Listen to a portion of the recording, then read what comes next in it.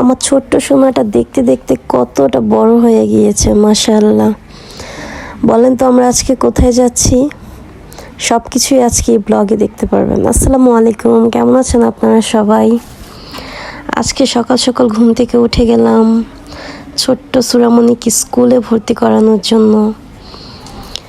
চলে আসলাম সুরামণিকে নিয়ে। বলেন তো সুরামণিকে কোন স্কুলে ভর্তি করিয়েছি আমরা, দেখি আপনাদের গেস সঠিক হয় কিনা। মেয়ের সাথে সাথে আমারও নতুন একটা জার্নি শুরু হতে যাচ্ছে।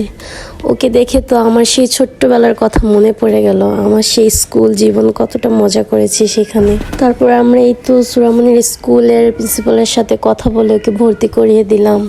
তারপর আশেপাশে একটু জিজ্ঞেস করলাম, ওর ক্লাসরুমটা দেখলাম কেমন, সব কিছু দেখে মেয়েকে ভর্তি করে নিলাম। মেয়ে তো খুব খুশি, মেয়ে ক্লাস করবে, মেয়ের সাথে মেয়ের মাও খুব খুশি।